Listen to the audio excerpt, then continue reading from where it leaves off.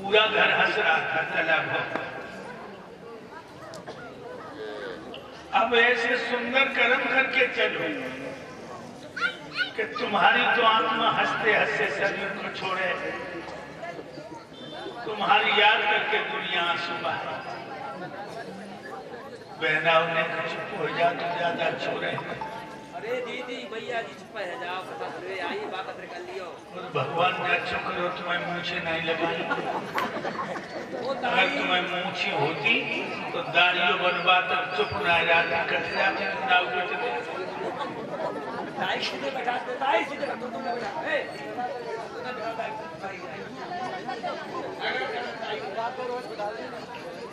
एक राजा ने कहा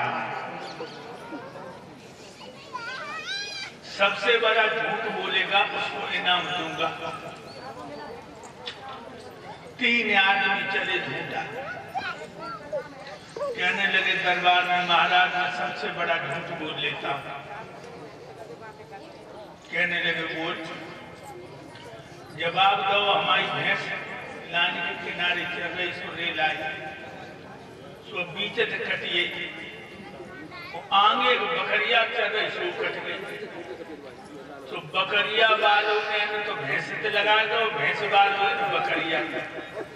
बकरिया 14 लीटर दूध देते और भैंस 5 लीटर दूध देते। राजा बोला नहीं ये सबसे बड़ा झूठ नहीं है। दूसरे से गई तू बोल।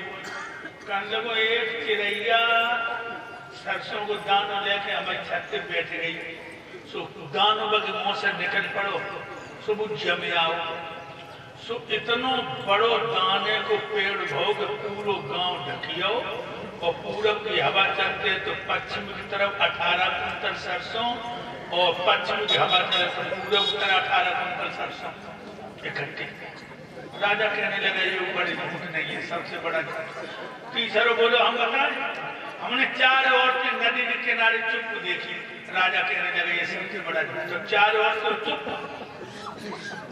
4 औरतें और चुप, ये सबसे बड़ा झूठ। तू इनाम देगा तो 4 चुप ना दे तो 40 बैठ गई। ये चुप कहां रहने वाले? तो ध्यान रखना लोगों, मैंने अभी बताया था ऐसी करनी कर चलो जो तुम वहां से जग लो। इस मरने में मजा है, उस मरने में मजा नहीं है कि बात बात पे हाथ चले और लात चली, उन्हीं की याद आज बारात चले। आगे आगे दूल्हा जाएंगे ठकरी तो बैठे और पीछे बाराती लोग आए रहे बटान तो नहीं बोल, एक दूसरे के कानों में बतला रहे जैसे तैसे भैया ने गाँव के आफत चली, जैसे तैसे गाँव के आफत चली।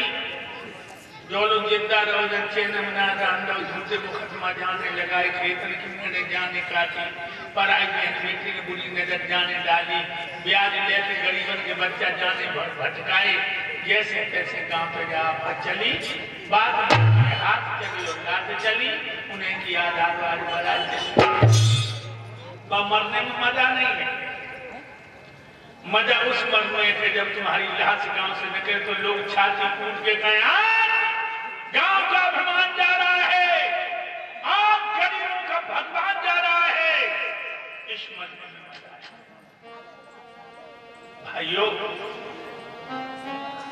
अभी आप लोग हमारे सिस्टर ने चिंतन के मुंह से सुन रहे थे चंद्रवंश सूर्यवंश की कथा। अनसुईया का पुत्र हुआ चंद्रमा। अनसुईया कर्दम ऋषि की लड़की थी, उसके 3 पुत्र हुए। अत्रि महाराज को ब्याही थी, दुर्वासा बड़े थे, दत्तात्रेय छोटे थे, सबसे छोटा चंद्रमा। चंद्रमा बृहस्पति ब्राह्मण के यहाँ शिक्षा ग्रहण करने गया पढ़ने, तो बृहस्पति ब्राह्मण चले गए तीर्थ करने के लिए। बृहस्पति की पत्नी तारा जो है चंद्रमा पर मोहित हो गई और कहने लगी, हे चंद्रमा, मैं तुम्हें प्यार करती हूँ, तुम भी हमें प्यार करो। चंद्रमा कहने लगा, तुम मेरे गुरु की पत्नी हो, मेरी माँ हो, मैं तुम्हें प्यार नहीं कर सकता। तारा कहने लगी, अगर तुम मुझे प्यार नहीं करोगे तो श्राप देकर के तुम्हारी शिक्षा दीक्षा को बराबर कर दूंगी, इसलिए मैं तुम्हें चाहती हूँ तुम मुझे प्यार करो। भक्तों, अब चंद्रमा बड़ा असमंजस में पड़ गया कि मैं करूं तो करूं क्या, ये तो गुरु की पत्नी है, मेरी माँ है। लेकिन मैंने बताया है कि एक वक्त ऐसा होता है जो विश्वास पात्र के मस्त नारी औरत अंधी हो जाती है, रिश्ते भी नहीं देखती।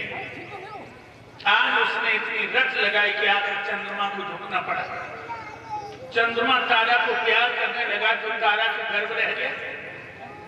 जब ऋषि लौट करके आए और तारा को पूछा कि मैं तो आज 14 महीने हो गए, बाहर था तेरे पेट में, गर्भ किसका है? तो कहने लगी, महाराज मैं चंद्रमा से भ्रष्ट हो गई। अब देवताओं को इकट्ठा किया पंचायत में कहा कि ये लड़का जो है, ये बच्चा जो पैदा हुआ है, ये चंद्रमा को दे दिया जाए, क्योंकि वीर प्रधान है। वीर प्रधान कैसे जानता? नहीं जानता। एक स्त्री 100 पुरुषों के साथ में सहवास करे, एक ही पुत्र पैदा कर पाएगी, और एक मर्द 100 स्त्रियों के साथ में संभोग करे तो 100 पुत्र पैदा होंगे। इसीलिए वीर प्रधान है। चंद्रमा को बुध दे दिया।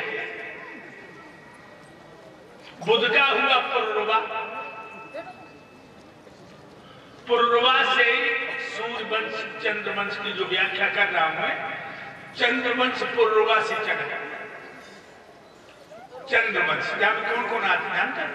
यादव, जाट, गुजर, पाल, राजपूत, जादौन, सोमवंश ये आते हैं चंद्रवंश में।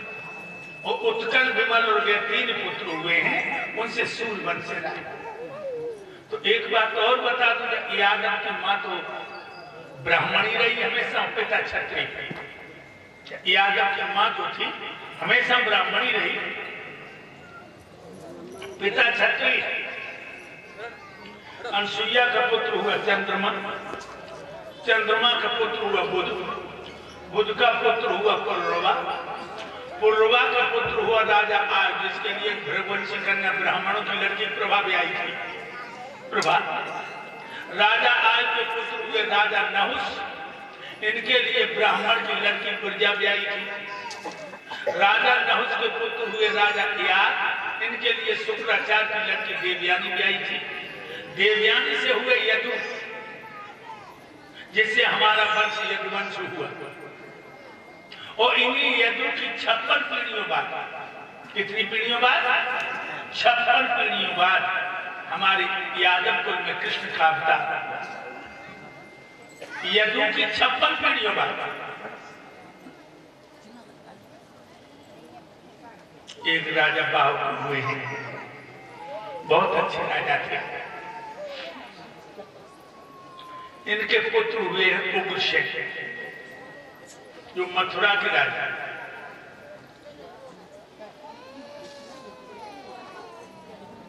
ये चुप नहीं बैठे, ये लड़के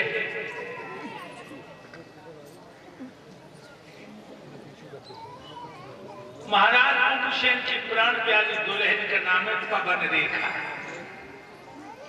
भक्तों, ये पवन रेखा सतियों में लिखी है, लेकिन वो कहावत आपने सुनी होगी,